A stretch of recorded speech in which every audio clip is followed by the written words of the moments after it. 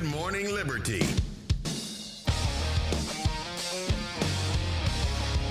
Well, what is up, all of our liberty-loving friends? This is another fantastic episode of Good Morning Liberty. My name is Nate Thurston. Across from me is Mr. Charles Chuck Thompson. How's it going today, Chuck? Going great.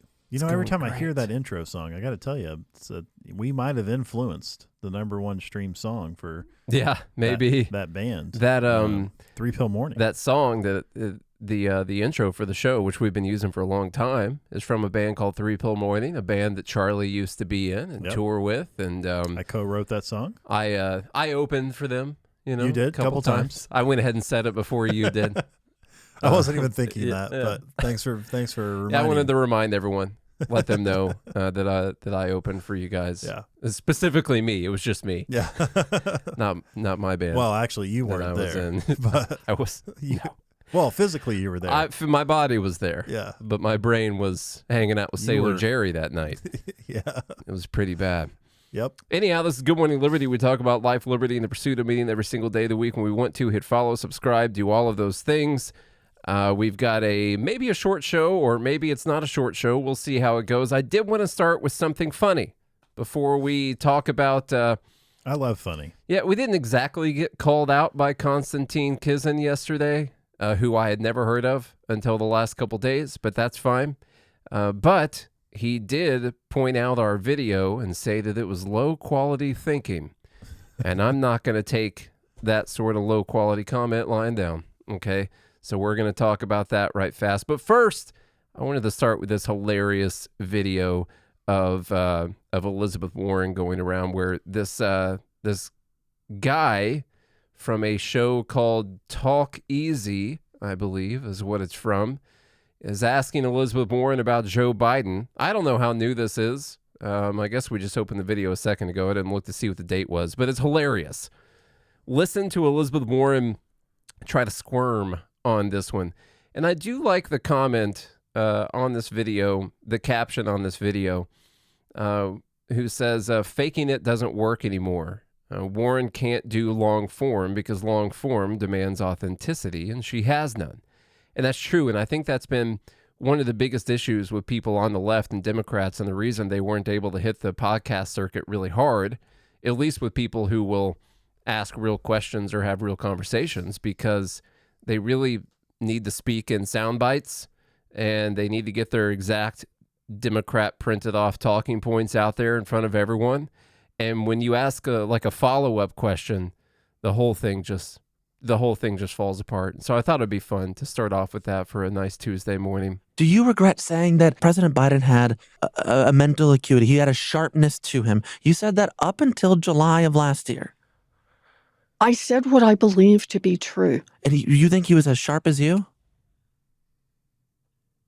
I said I had not seen decline. And I hadn't at that point. You did not see any decline from 2024 Joe Biden to 2021 Joe Biden? Not when I said that. You know, the thing is, he was sharp. He was on his feet. I saw him. Live event. I had meetings with him a couple of times. Senator, on his feet is not praise. He can speak in sentences is not praise. All right. Fair enough. Fair enough. Look, the question is, what are we going to do now? Okay. That's so good. And look, the thing is, the question is, what are we going to do now? Let's talk about Elon Musk. Let's do that. Oh, man. All right. That was good. So good on this fellow right here. Talk Easy? Talk Easy was the name of the show. Never heard of if it. she would have known that hard-hitting questions like that were going to be coming her way, I doubt she would have done the show. I feel like we're doing the guy a disservice. Let me look again one more time. It's going to start playing really loudly, so I'm going to mute that right there. Feel bad not getting the whole name out there. Talk Easy with Sam Fragoso. That's the name of it. Look them up on YouTube. Okay. So I do like the comment that was made by the person who shared that, which was the previous one. Yeah. He said, this is from Will McAvoy. I read it before we played it. Oh, good. I'm glad. glad you got that out Your there. body was here, but not your not your mind. Just making sure everyone caught that. Yeah, they did. They might have been skipping an ad. That's true. That's true. They could have missed it. But the point is, you can't fake it. In today's day and age, listen, you used to be able to go on the news and you would have like a 2-minute segment on the news, and that would be fine. And plus, you were always talking to someone who pretty much agreed with you, or at least they wanted you to do well. And you practiced your sound bites. You had those exact lines you have to say. But these things don't hold up to a follow-up question and another follow-up question again after that. And that's why they just can't do the podcast circuit. Mm-hmm. They can't do the Joe Rogans, the Lex Friedmans, the stuff like that, because it falls apart so fast. Yeah. Okay. Next thing is, I guess we will talk about the Douglas Murray thing again here for a second, because people are still doing this, us being one of them, I guess. But I felt called to talk about it because, I don't know, because he talked about our video in his video, and that's Constantine Zen. I'm trying to find the exact point that he talked about that. There it is right there. So let's cue him up talking about Dave Smith sharing our video and his little comment about our video, about it being low quality thinking. If you haven't seen the video, or it's Douglas Murray versus Douglas Murray on lived experience, it was hilarious. I'm sure everyone agrees. It was a really funny video. And just to clarify one more time, that was not actually Douglas Murray talking to Douglas Murray, meaning that parts of that conversation were not in exact contextual alignment with one another, because they were, in fact, from two different conversations. A couple years apart. Yeah, exactly. A couple years apart. But it was Douglas Murray talking to Douglas Murray. Technically, in that video, yes. that's what it's ended just up like being. A future version and a past version. Yeah. Well, at the time you made it, it was like a present version against the past version. Mm-hmm. Maybe he's evolved. Yeah. I probably don't know. has. But there wasn't a really important line in that video. Well, I was going to say, the point is, though, what we just showed is that long form content. Yeah. You got to be consistent. And that goes for everyone, I'm sure.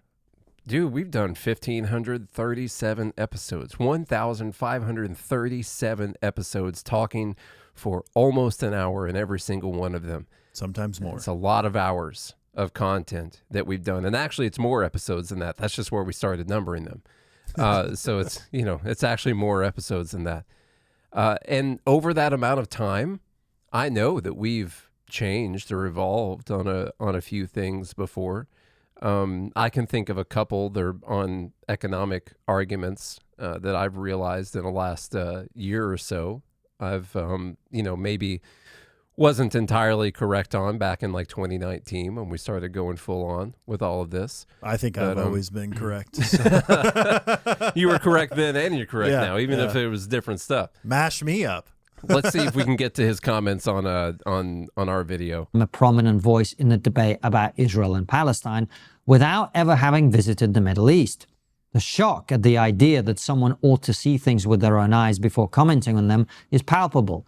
Indeed, in the aftermath of the debate, Smith promoted a popular video in which Murray's statements to this effect are contrasted with his previous ridicule of the concept of lived experience. This is very low-quality thinking. If you do not see things with your own eyes, your opinions are by definition not your own. They are an agglomeration of opinions and facts you have gathered from other sources whose veracity you cannot properly evaluate. That doesn't necessarily make them wrong. Indeed, most of our opinions about most things are not our own. You know why? Because we get them from people we consider to be authorities on the subject in question. You might call them experts.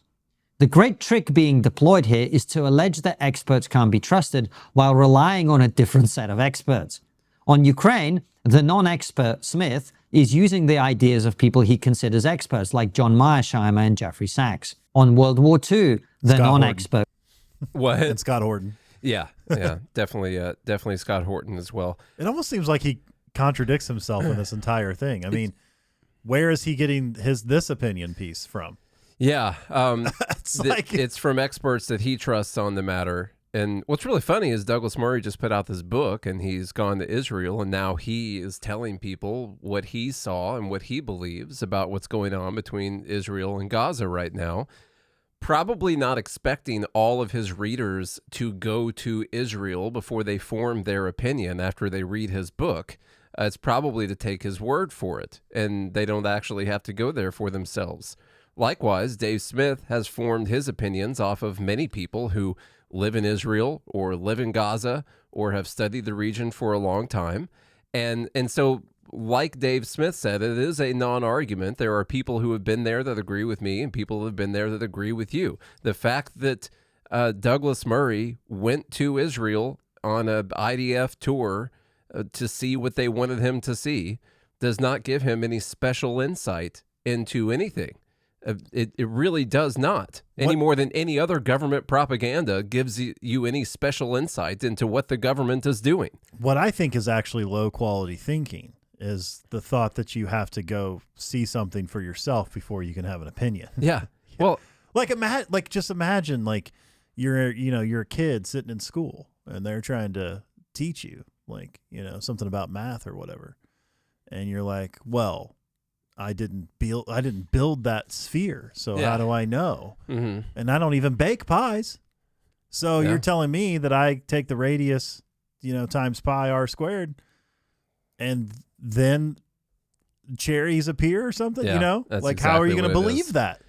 I mean, imagine listening to Elon Musk talk about space. He's never been to space. Right. There's people who have been to space. Right. Come on, why would you listen to him about that? Talk to Katy Perry about it. But what's even crazier about this is in the video, listen, he didn't invoke us by name, but we got a nice little video clip of our video with our name playing and all that. And then he says that this is low quality thinking afterwards. So I feel attacked. And I'm really happy about it, actually. Yeah. Because in the video that he said was low quality thinking, before he talks about the value of seeing things with your own eyes, is a clip of Douglas Murray saying that there are people who did not experience the Holocaust who have done a better job writing about it than people who actually experienced the Holocaust. In effect, he's saying that you could actually learn about the Holocaust better from people who were not there versus people who were there. Completely contradicting this entire argument. Yeah. So no matter what you want to say about any of the funny clips that are clearly taken out of context, I mean, in my opinion, that was obvious, but whatever. Like, for the fact that it worked, that those two things work together like a seamless conversation. Okay, yeah, I mean, come on. Yeah. And really, and the way it sounded was pompous and arrogant throughout the whole thing. It was great. I like that Josh said the reason why these arguments don't make any sense is because they are wrong. Yes. And that's true. I mean, you're not going to be able to make it make sense. You just can't do it. Even though Sam Harris's podcast is called Making Sense, they couldn't do it. They tried for like an hour and a half. They weren't able to. They tried their best. Who's paying all these people? I mean, it's just like this barrage. We talked about this, yesterday. People watch it, Oh, man. Speaking of that barrage, where's Brett Weinstein posted out exactly what we were thinking. I was actually happy. I was like, man, we really, I didn't read anyone else who said that this is what was happening, and we just came to this conclusion on the podcast, so that's great. That's awesome. But Brett Weinstein posts out yesterday, later in the day, hypothesis. I think he was listening to the show, actually. Probably. Brett, are you in the group right now? Yeah. You don't have to tell us. It's fine. He says, hypothesis, the U.S. is being steered into war with Iran, a reboot of a plan from the 90s that was shelved when the Iraq quagmire discredited the architects. For a reboot to work, the alternative media space must be controlled, hence the battle over Joe Rogan and standards. And that's exactly what we said yesterday. You see, when Trump, I know that we had Ron Paul beforehand, but when Trump came out there and destroyed Jeb Bush and said that Iraq was a mistake, it really did spark, it made it okay to be mainstream anti-war in the Republican Party. Something did change, and I get it. Trump kept bombing people. I understand that. Civilians kept dying in places where drone bombing and all that kind of stuff. I totally understand that. But it became more okay to be anti-war. So different from beforehand. The time that we lived through George Bush and Obama. Way different.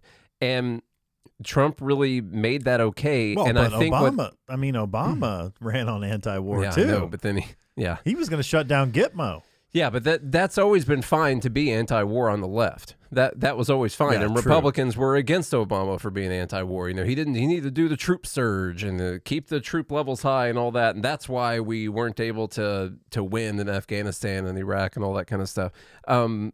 It's clear to me that they lost control of the narrative, as we said yesterday. And right now they are trying to peel off, shave off, and push off into conspiracy land these people who are anti-war, kind of shove them back over to the libertarian side, just the side that no one really pays attention to.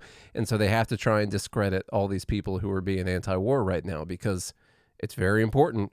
If you're going to go to war with Iran or anyone else, you got to have people supporting that, at least people on your side need to be supporting that.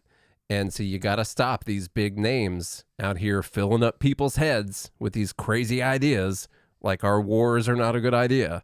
All the wars that we've had for a long time. You should be on the lookout for some false flag events that might be happening. Should be on the lookout over the next couple months to couple years. I always have these Olympus Has Fallen, London Has Fallen movies pop in my head. Like when I saw Trump is going to Rome for the Pope's funeral, I'm like, oh, that's not good. Rome has fallen. I see what happened. Yeah. Okay. This is, you guys better look out, some kind of plan right now. It's definitely what's happening. Okay. So Brett Weinstein, completely correct about that. I don't know if we have to get into while we're talking about this war, this comment is going right now. I first saw the Mises Caucus post about it. This comment from the Misfit Patriot is just gross, but it really doesn't embody the feelings of a lot of people.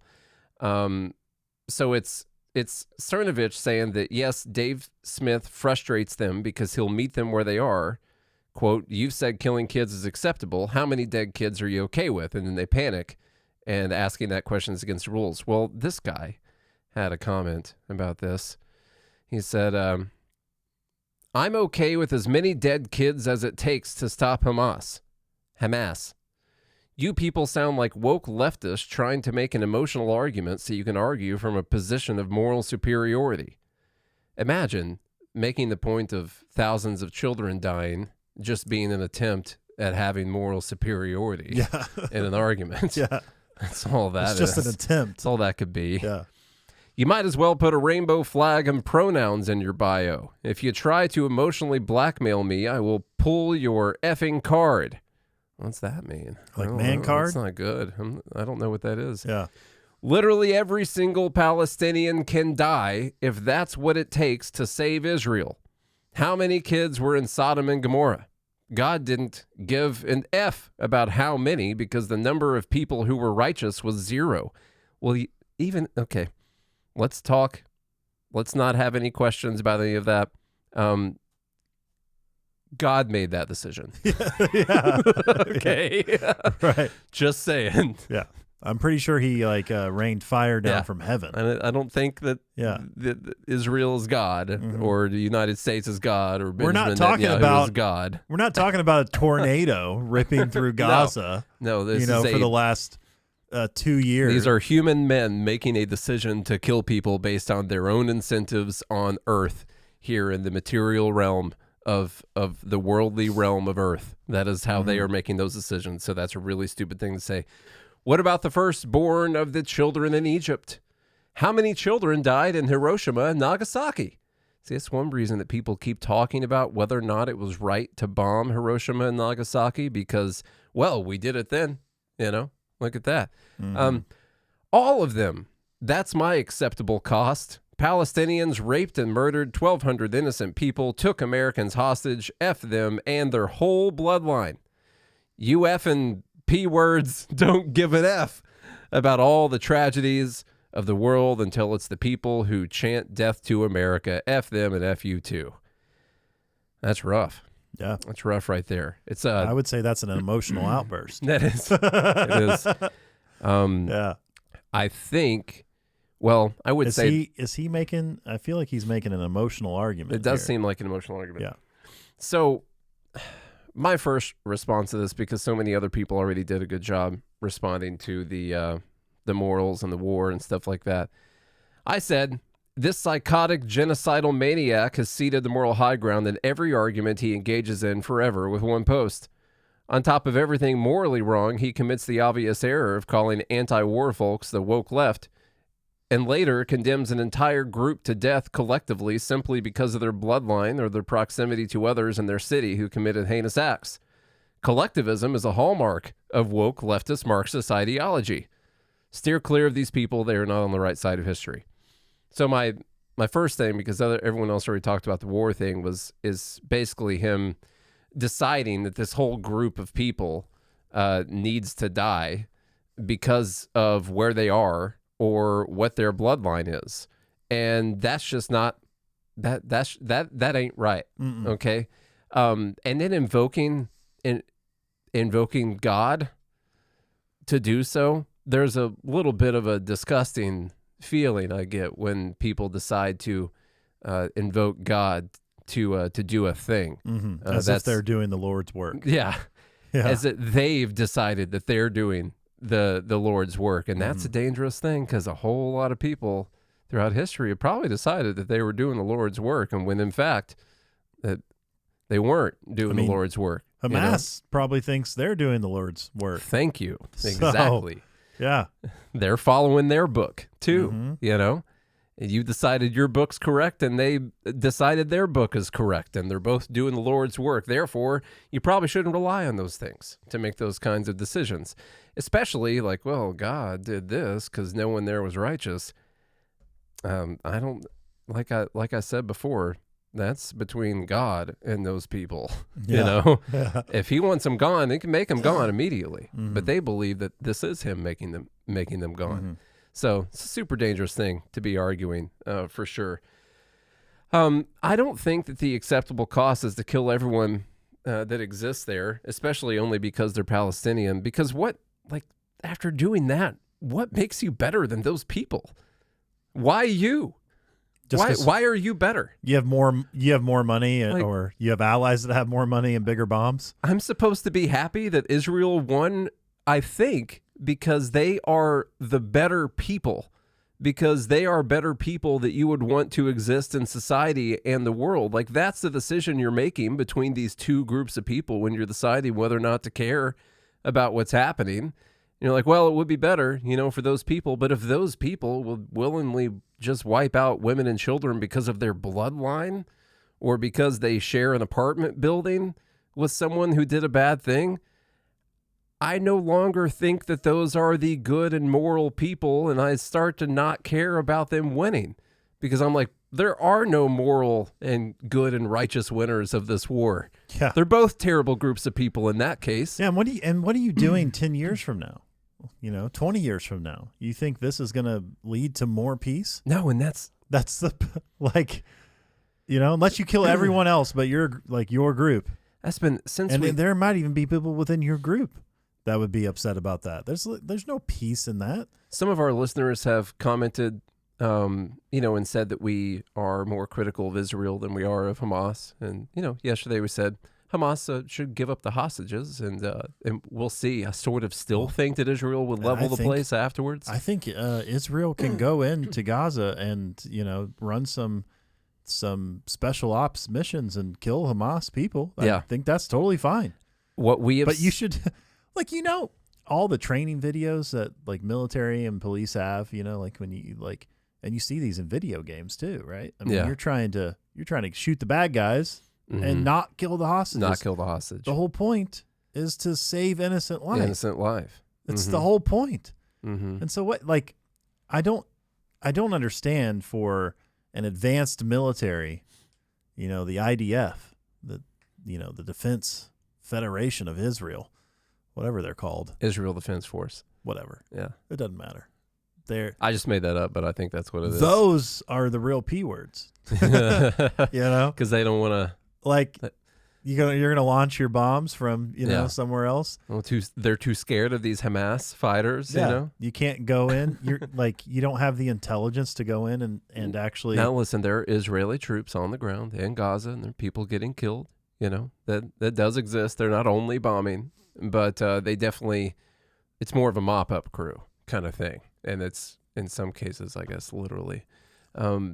What we have said since the beginning of this war, since October 7th, imagine it's October 7th, it's October 8th even, and we saw all the terrible things that happened in Israel.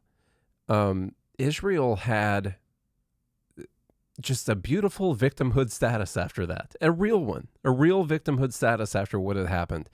And they had so many people around the world behind them because of all the terrible things that had happened.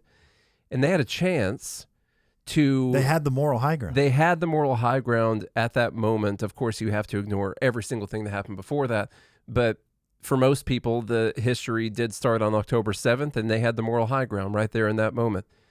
And they could have kept it if they thought through this. I think they did exactly what Hamas wanted them to. Maybe they went a little further than Hamas wanted them to, I would say. But I think they did exactly what they wanted them to. If they could have kept that moral high ground, if they could have decided to, I don't want to say turn the other cheek, but show people what it means to be like righteous and godly people who care about the sanctity of human life and every child being a child of God, and just living by that example and showing why you are the better people than these evil savages who came over and did these things. Like they could have done that if they wanted to. And yeah, they would have risked more of their troops' lives, but they wouldn't have turned so many people in the world against them afterwards. No one would have blamed Israel for sending in tactical strike teams or for bombing each place that a rocket launch comes over into Israel, that they bomb that place where the rocket just launched from, and just that place, not 10 square blocks around it, no matter how many women and children were in that place, that they respond to those areas. And then they do their intelligence assessments and they figure out where the hostages are and they go in. And guess what? It's easy for me to say that sitting here in this chair. Some of them were going to get killed by booby traps or whatever it was in the tunnels. It was super dangerous to go into the tunnels. But at the end of the day, you're probably still going to be able to win. You're going to lose some more people, but you're going to win the moral argument after that, because no one is going to say that you're being evil and genocidal by going in and trying to get your people, at all. But they flipped so many people around the world against them. Like generational, our older generations have been so, they've been so positive towards Israel and just support Israel and they're our best allies and it's so important for the Holy Land and all that stuff. New generations, it's not going to be the case. Like for Israel, long term, and we've said this from the very beginning, long term, they did the worst possible thing they could. No, they I think it was estimated in January that Hamas had added about 15,000 new Hamas members in Gaza in January of this year. Israel claims they've killed about 20,000 Hamas members. And then they estimate that there's about 15,000 new ones. And so for every 4 they're killing, they're getting 3 more right now. They're not destroying Hamas, and they're killing a bunch of civilians, and they're inspiring a bunch of people to join up, and they're inspiring a bunch of people in neighboring countries to try and attack them or us in the future. It's going to be so much worse for them long term. So if you actually care about the longevity and the future survival of Israel, which is what we've been talking about in the very beginning, like if that is truly what you want, is for them to live out a more peaceful and prosperous life, you do not support what they've been doing, because they're not going to be able to destroy Hamas, and more people are going to hate them afterwards. It's not going to be good for them. But have you been there?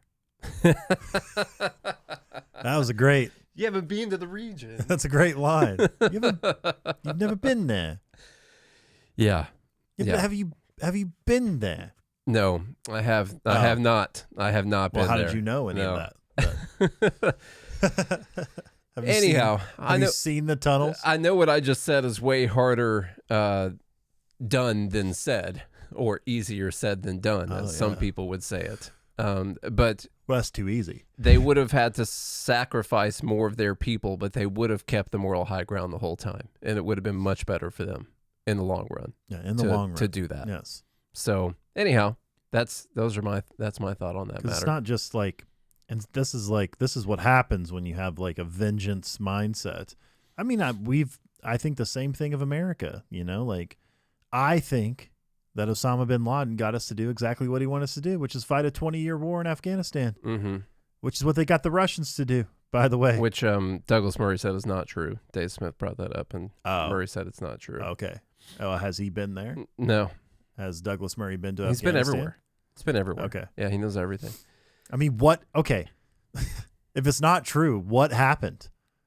It looks like America went and fought a 20-year war in Afghanistan, and the Taliban's still there. By the way, we didn't win anything. What did we win? Nothing. We lost about $9 trillion. That's what Israel We had should be about- asking themselves. I don't know. There's like what 5,000 troops that died at least. You know, and what did we accomplish? Is the Middle East more stable now than it was 20 years ago? Not only that, The answer's no. We've destabilized Europe at the same time. Like, you see all these people complaining about migration and refugees from Syria and all those countries around the Middle East. Like, that is a result of all of the wars that we've been conducting and the regime changes that we've conducted over The there. Fed Haters Club says it wasn't a war. Who's we? God. Who's I don't we? know if this is ever going to stop. It's not. Honestly. It's not, because it's so infuriating. I'm just surprised. I think you made a good comment when it first happened. I'm just surprised like Dave Smith just didn't reach over the table Yeah. and just punch him square in the nose. Yeah. That's Like, what needed to happen. That's what should have happened. On a little bit more negativity on this, there are some rumblings right now that Pete Hegseth might be on his way out. Oh. Yeah. Of course, people are saying that it's because of, Signal? leaking classified information. There was another story that came out that it wasn't just that Signal chat with a reporter, but apparently he had done another Signal chat on his personal phone with his wife and his brother or brother-in-law, either one, and someone else. I don't know, his gardener or something. I don't know who it was. It was like a schedule. It was a scheduling thing, that you talk about your family with your schedule. It's like, all right, I got a call. We're going to drop the kids off at school, bomb Yemen, and then I got to, typical stuff that people do in their Signal chats. But the Fed Haters Club has a good one. Welcome to Wendy's. Can I take your order? Pete Hegseth. On the ground in Yemen states that the target was destroyed and confirmation of death expected in the hour through the drive-thru. Human intelligence on the ground in Yemen.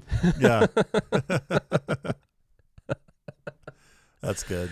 Good stuff. So he's the fall guy. My theory, I don't think it has anything to do with that at all. And this is not my completely original theory, but many other people are saying that, remember that story about how Israel's strikes on Iran's nuclear facilities were averted by the Trump administration, mainly by people in Trump's cabinet, like Tulsi and Pete Hegseth and some other people.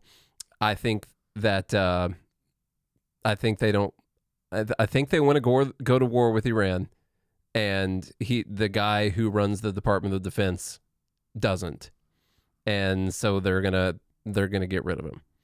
So that's what I'm seeing. When you look at all the combination of things, this war machine propaganda stepping up, and all these people going out here trying to change people's minds on Israel and Ukraine in the right, not just people from the left or whatever, but trying to peel off these people who are anti-war from the right and send them over there with their irrelevant libertarian friends, and then you add in, like, we didn't back Israel's strike on Iran. That news comes out last week, and then this week it's like, well, Pete Hegseth might be on his way out. By the way, the exclusive, I didn't read, from NPR, they were able to get an exclusive on this. The White House is looking to replace Pete Hegseth as defense secretary, of which, of course, they've denied. But you never know. Of course, they're going to deny until it actually happens. We'll see. They'll get a resignation letter out of surprise. Yeah. Now, listen, Pete Hegseth. Surprising. I love Pete. Pete Hegseth is no perfect anti-war person. All right. We saw he was good to go on Yemen. He was wanting to do that, new defense secretary wanting to stretch his legs. give some orders to drop some bombs. He was so excited, he was telling everyone. Yeah, He just couldn't contain his excitement. He's got that first war jitters that we all get. God. Yeah. But And, he's not doing it. But he doesn't want to do I think he doesn't want to do the big one, and they're finding that to be a problem. He's good on Defend the Guard also. He's a supporter of that. And you got to get rid of this guy. He's too dangerous. So anyhow, that's where we're at on that. I wanted to, which one do I want to do? Let's go 9/11. 9/11, We'll just stick for with fun war. to leave. We'll stick with war. We'll stick with war, and then we'll leave some other cool stuff for tomorrow. I found this to be very interesting. It is a interview. This is a clip from Benny Johnson talking to Ron Johnson. Probably not related, I would guess. Although there's a lot of Johnsons. Yeah, there's a lot of Johnsons. Yeah. That's true. That's true. Big ones, small ones. Yeah. Senator Ron Johnson talking to Benny Johnson about 9/11. And before we play this, let me tell you what. I've said this before, but in case you missed that episode, 9/11 conspiracy theories are how I became a libertarian. All right? Not how you think. And Ron Paul. And, but Ron Paul started with 9/11 conspiracy theories, and then eventually Ron Paul made it into my YouTube feed after that, and I started following all that stuff. I'm not still. So you were converted by misinformation. This is exactly what we need to control. That's why they got to stop it. But it has nothing to do with the 9/11 conspiracy theories. When I look back on it, it was all about the idea that our government could be lying to us. I had never considered that they would lie to us about something before. I honestly hadn't. I had a freaking George W. Bush bumper sticker on my car. All right. I had never considered that they could be lying us into something. No.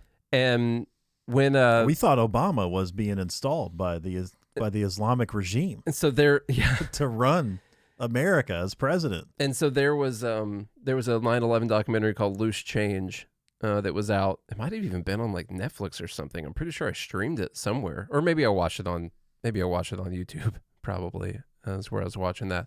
And it started with these some other things that governments had done to lie us into war, like the Reichstag fire and Gulf of Tonkin and Pearl Harbor, having that information beforehand. And honestly, it wasn't even about the 9/11 stuff, because when they got into like the thermite and all this stuff, I was like, I don't know, this is kind of boring. And this guy says like there's a chart saying this is what's in there, but anyone could put that chart right there. Like I'm not really buying into all this stuff. But I'd never heard about those conspiracy theories about government lying to us about stuff before. So anyhow, I found it very interesting to see that Ron Johnson is saying, yeah, Building 7, kind of looks like controlled demolition, huh? And that's from a sitting U.S. senator. And so let's listen to that. What would you like to know about September 11th, the official story there, Senator? Well, start with Building 7. Again, I don't know that you can find structural engineers other than the ones that had the corrupt investigation inside NIST that would say that thing didn't come down in any other way than a controlled demolition. I mean, you just look at that. You talk about molten steel. Again, you listen to the documentary Bravo 7. There's an awful lot of questions. Who ordered the removal and then destruction of all that evidence? Totally contrary to any other firefighting investigation procedures. I mean, who ordered that? Who was in charge? I think there's some basic information. Where's all the documentation from the NIST investigation? There are a host of questions that I want, and I will be asking, quite honestly, now that my eyes have been opened up. I've talked to former Congressman Kurt Weldon now. I will work with him to expose what he's willing to expose as well. Wow. So we may actually see hearings about this. I think so. And by the way, this was opened up when my ranking member now, when he was chairman of the Permanent Subcommittee Investigation, he did the investigation on the PGA and Live Golf and the PIF. Part of that is we had 9/11 families coming forward and saying, we want the FBI files unredacted. We want those made available in terms of what happened. What did the FBI know what happened? So we got engaged with that on a bipartisan basis. We want to get those answers, those documents for the families. See, what we don't know, okay, look, here's what most people don't know. I got this information through lived experience. But most of your major buildings, when they're built, they're rigged with demolition explosives. As a failsafe. No, not as a fail-safe. It's just, in 50 years when you want to bring the building down, you might as well put it in Save time while you're building it. It's more efficient to do it. It's more then. efficient that way. Yeah. And what happened was when the planes hit, the other towers and those towers were coming down, it just set off the chain. They forgot, Yeah. that type of event could set off the chain reaction of demolition. So it was definitely a demolition, but it was because it was triggered by the terrorists who hate freedom. Yeah. Yeah. And so and in fact, I know it looks like even the regular towers, as you slow that video down, it looked like there were explosions happening on I've never bought into that one. I'm saying I know it looks like that. Yeah. It might be possible because what you don't know is that jet fuel actually is the same thing as like clicking a button Yeah. to set off the demolition. Same thing. And these buildings were built with dynamite in the walls. I think that the collapse of the towers can be explained, and I can't prove that they were demolished or whatever. And I see those videos where you see the windows blowing out as it's collapsing. Guys, that can easily be explained by air pressure being compacted as the building's coming down and blowing out the windows. Yeah, but them falling Like straight down.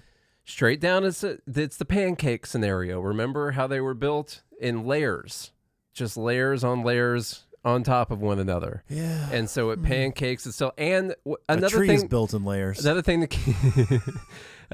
keep in mind is when you watch the videos of the towers coming down, the top of it is coming down like this a little bit too, but there's so much smoke around it, you actually can't see that it's not sitting straight up and coming down. It's down like, it's crazy. Guys, you youngins, if you didn't watch this on the news, it might not hit your heart the same way that it does for people who remember watching it on the news. Hit live. Yeah, it's crazy. It's a crazy thing that we all saw happen. Like I remember that day, just clear as day. I remember everything about the gas lines. There were gas lines that day.